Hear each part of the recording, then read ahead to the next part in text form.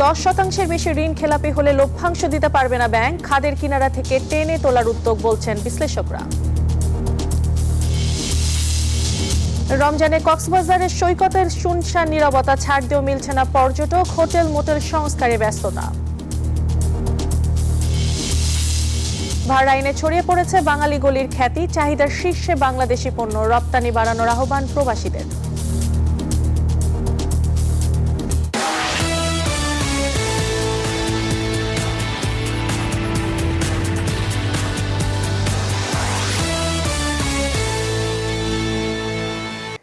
আমন্ত্রণ ব্যবসা বাণিজ্যের অর্থনীতির সর্বশেষ খবর নিয়ে নিউজ 24 এর নিয়মিত আয়োজন পূবালী ব্যাংক বিজনেস টাইমের সাথে আছে আমি পিঙ্কি সানোয়ার। এতক্ষণ শুনছিলেন শিরোনাম, এবার বিস্তারিত। 10% বেশি ঋণ খেলাপি হলে লভ্যাংশ দিতে পারবে না সংশ্লিষ্ট ব্যাংক।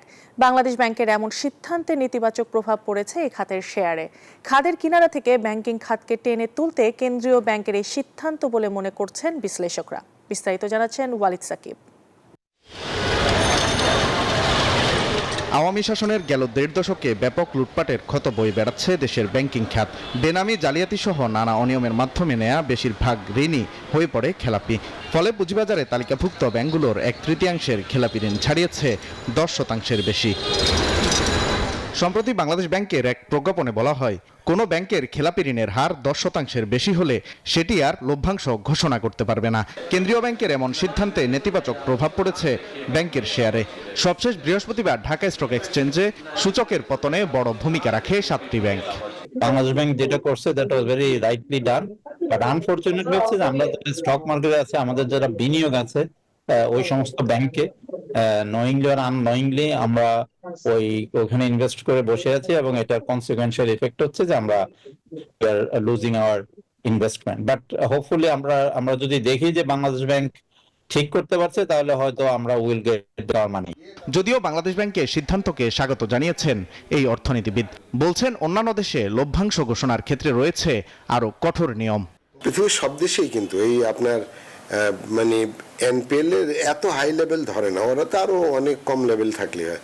ইভেন 2 to 3% এনপিএল থাকলে মনে করে যে এটা গন কেস, এই ব্যাংক আর দাঁড়াবে না। তো সেই জায়গায় ওরা তো 10% এনপিএল করেছে। যে 10% এনপিএল থাকলে আপনি ডিভিডেন্ড দিতে পারবেন না, আপনি প্রফিট দিতে পারবেন না। তো এখন 10%টা কিন্তু যথেষ্ট হাই, উন্নত বিশ্বে হলে এত দিত না। এদিকে তালিকাভুক্ত অন্তত 15টি বাণিজ্যিক ব্যাংকের শেয়ার এখনো অবমূল্যায়িত, যেগুলো শেয়ার দর নেমে এসেছে 10 টাকার নিচে। ওয়ালিদ সাকিব, নিউজ 24, ঢাকা। রমজান শুরু হওয়ার সাথে সাথে পর্যটক শূন্য হয়ে পড়েছে কক্সবাজার। কলাতলী, সুগন্ধা, লাবণী সহ সৈকতের সবকটি পয়েন্টে শুনশান নীরবতা। সংস্কার কাজে ব্যস্ত সময় পার করছেন হোটেল মোটেল ব্যবসায়ীরা। ছাড় দিয়েও মিলছে না পর্যটক। আগামী রোজার ঈদ ঘিরে আবারও পর্যটন খাতে প্রাণ সঞ্চার হওয়ার আশা সংশ্লিষ্টদের। কক্সবাজার থেকে ইরফানুল হাসানের প্রতিবেদন। সৈকতের চিরচেনা কোলাহলমুখর পরিবেশে বিরাজ করছে শুনশান নীরবতা। বিভিন্ন হোটেল মোটেলে 60 থেকে 70% ছাড় দিয়েও মিলছে না পর্যটক। প্রায় 4.5 মাস ভালো ব্যবসার পর রমজানের শুরু থেকেই পর্যটক শূন্য কক্সবাজার। এমন পরিস্থিতিতে ধস নেমেছে হোটেল, রেস্তোরাঁ, পরিবহন খাতসহ সামগ্রিক ব্যবসা বাণিজ্যে। প্রায় জনশূন্য সৈকতে অলস সময় কাটছে ক্ষুদ্র ব্যবসায়ীদের। তেমন ভালো না, কারণ এমনি বসে বসে মোবাইল নিয়ে বসে আছি, গেম খেলতেছি, বসে দিনটা পার করতেছি, এর বাইরে আর কিছু না। পর্যটক একটু কম থাকার কারণে রমজান মাসে আমাদের বেচা বিক্রি কম, সেহেতু আমাদের মোটামুটি একটা খরচ মেনটেন করার জন্য দোকানপাটগুলো খোলা রাখছি। রমজানে আমরা দোকান খুলে হচ্ছে আপনার ঈদের পরে ব্যবসা করার জন্য, তখন আমরা মালামাল একটু গুছিয়ে রাখি। পর্যটক না থাকায় বর্তমানে বন্ধ রয়েছে হোটেল মোটেল জোনের অধিকাংশ ব্যবসা প্রতিষ্ঠান।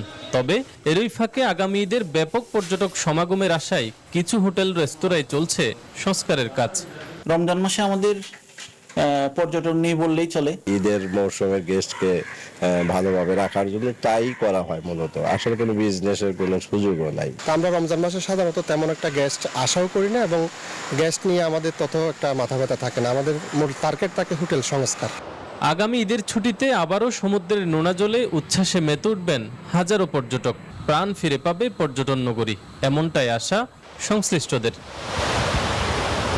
ইরফানুল হাসান, নিউজ 24, কক্সবাজার। এক ছাদের নিচে ইন্টারন্যাশনাল কনভেনশন সিটি বসুন্ধরায় মিলছে হরেক রকম ইফতার। ক্রেতা চাহিদার শীর্ষে বিভিন্ন মুখরোচক কাবাব। বিক্রেতারা বলছেন এই আয়োজন ভোজন রসিকদের অন্যতম জনপ্রিয় ইফতার বাজারে পরিণত হয়েছে। ইফতার মানেই বিভিন্ন মুখরোচক খাবারের সমাহার, আর তা যদি মেলে এক ছাদের নিচেই তাহলে কেনা সহজ হয় পছন্দের খাবার। এবারের রমজানের প্রথম দিন থেকেই রাজধানীর international convention city Bashundhara ICCB ইফতার বাজারে হরেক রকম ইফতারের পসরা সাজিয়ে বসেছেন বিক্রেতারা। তারা বলছেন গত বছরের চেয়ে এই বছর বেশি বেচাকিনি হচ্ছে। কোনোটার চাইতে কোনোটা কম না, দেখা যায় দিন শেষে আমাদের প্রায় 21টা আইটেম আছে, কোনোটাই থাকে না।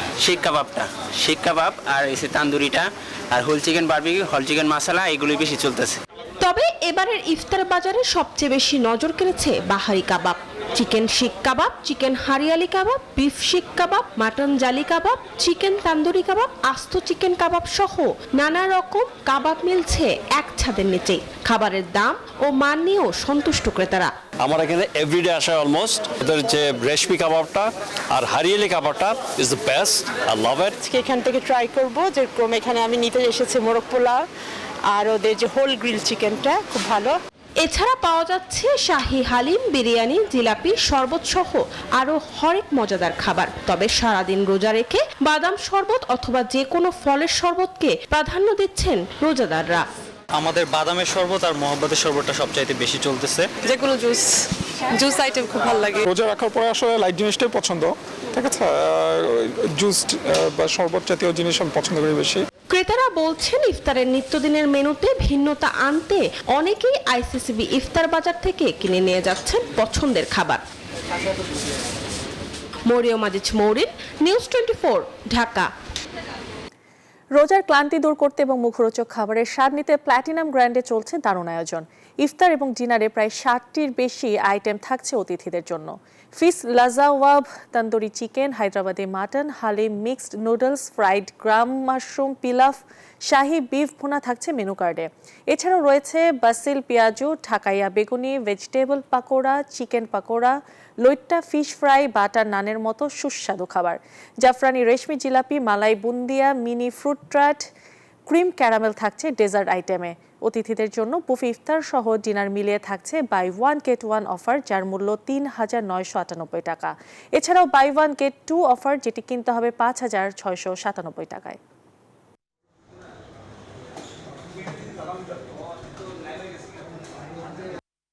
মাটন হালিম, রেশমি জিলাপি, অ্যারাবিয়ান মালাভিয়া আর দই বড়া। এছাড়াও আমাদের ডিনার আইটেমে থাকছে গ্রিল প্রন, ডাজেজাল ফার্ম, শাহী বিফ ভুনা, ডাল মাখনি, মাটন চানা ডাল with mutton liver. Platinum Grande হচ্ছে আপনারা মানসম্মত খাবার পাবেন, সাথে আমাদের কিছু অফার রয়েছে। বাই ওয়ান গেট টু অফারে 60+ আইটেম পাচ্ছে।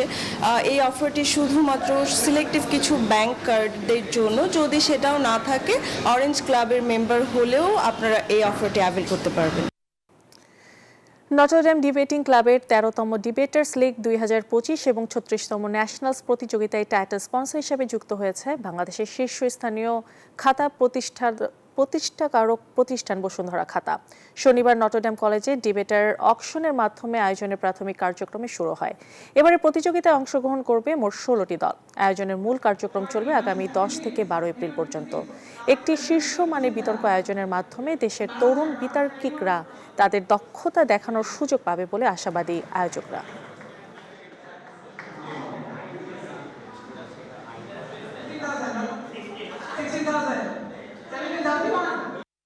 16টা টিম ম্যানেজার তাদের টিম গুছানোর জন্য হচ্ছে একে অপরের সাথে বিট করছে আর কি। এই ধরনের আয়োজনগুলো করতে আসলে যে ধরনের লজিস্টিক্যাল বা মনিটারি হেল্পটা দরকার, সেটা আমরা আসলে বসুন্ধরা পেপারস থেকে বা বসুন্ধরা গ্রুপ থেকে পেয়েছি। আমরা খুব গর্বিত এবং আনন্দিত যে এবার 36তম ডিবেট ফেস্টে আমাদেরকে পৃষ্ঠপোষকতা করছে বসুন্ধরা গ্রুপ। আমরা সবসময় বসুন্ধরা গ্রুপের কাছ থেকে আমরা যত রকমের সহযোগিতা আমরা পেয়ে থাকি, তাদের জন্য আমি কৃতজ্ঞতা প্রকাশ করছি। পূবালী ব্যাংক বিজনেস টাইমে সময় হলো একটি বিরতির, ফিরছে আরও খবর নিয়ে সাথে থাকুন। আবারও স্বাগত জানাচ্ছি পূবালী ব্যাংক বিজনেস টাইমে।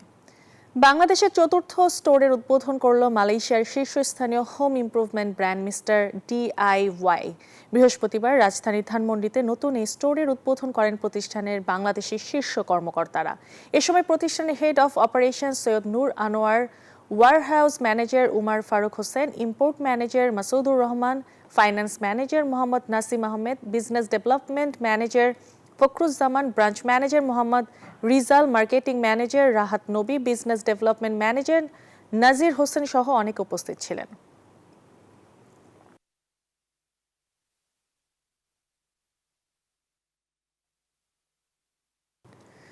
বাহরাইনে মানামায় বাঙালি গলি সবজি মার্কেট যেন এক খণ্ড বাংলাদেশ। হরেক রকম সবজির মেলায় বাংলাদেশিদের পছন্দের বাজার এটি। তবে এখনকার আমদানিকারকদের বেশিরভাগই ভারত পাকিস্তানের। প্রবাসী বাংলাদেশিরা বলছেন, কার্গো ভাড়া কমালে বাংলাদেশের সবজি দখল করতে পারে বাহরাইনের বাজার। বাহরাইন থেকে